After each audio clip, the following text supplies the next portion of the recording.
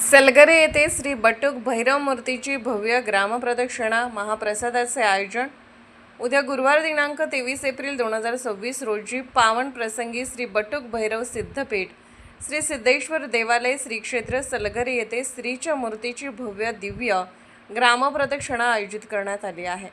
या धार्मिक सोहळ्यानिमित्त गावातील प्रमुख मार्गावरून मूर्तीची मिरवणूक काढण्यात येणार असून भाविकांना दर्शनाचा लाभ घेण्याची संधी उपलब्ध होणार आहे। ग्रामस्थांच्या सहभागातून हा सोहळा भक्तिमय वातावरणात पार पडणार असल्याचे आयोजकांनी सांगितले। त्यानंतर सर्व भाविक भक्तांसाठी महाप्रसादाचे आयोजन करण्यात आले आहे। या पवित्र व मंगलमय कार्यक्रमात सर्व ग्रामस्थ, भाविक, भक्तगण तसेच परिसरातील नागरिकांनी मोठ्या संख्येने उपस्थित राहून दर्शन व महाप्रसादाचा लाभ घ्यावा असे आवाहन लोकनियुक्त सरपंच तानाजी पाटील यांनी केले आहे। नमस्कार। सलगर गावचं ग्रामदैवत श्री बटुक भैरवनाथ सिद्धपीठ श्री सिद्धेश्वर मंदिर क्षेत्र सलगरे या मंदिराचा जीर्णोद्धार सोहळा गेल्या 19 तारखेपासून 23 तारखेपर्यंत आहे। आज ह्या कार्यक्रमाचा चौथा दिवस आहे आणि उद्या शेवटचा दिवस या ठिकाणी आहे।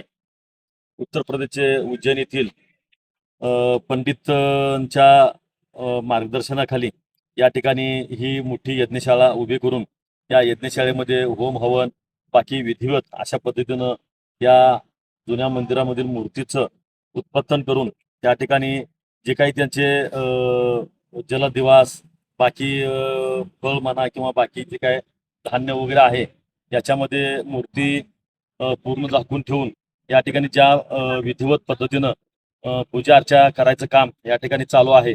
उद्याच्याला मूर्तीची सकाळी 9 वाजता ग्राम प्रदक्षिणा आहे आणि दुपारनंतर मोठ्या प्रमाणामध्ये महाप्रसादाचं सुद्धा आयोजन केलेलं आहे। माझी विनंती आहे की सलगर व पंचक्रोशीतील सर्वच बटुक भैरव सिद्धेश्वर भक्तांना विनंती आहे की उद्या सकाळी 9 वाजता या ठिकाणी जी काही ग्राम प्रदक्षिणा आहे त्याच्यामध्ये मोठ्या संख्येने सहभागी व्हायचं आहे। त्याचबरोबर दुपारनंतर मोठ्या प्रमाणामध्ये महाप्रसादाचं सुद्धा आयोजन केलेलं आहे। सदर महाप्रसादाला मोठ्या सरळ हातानं मदत करावी।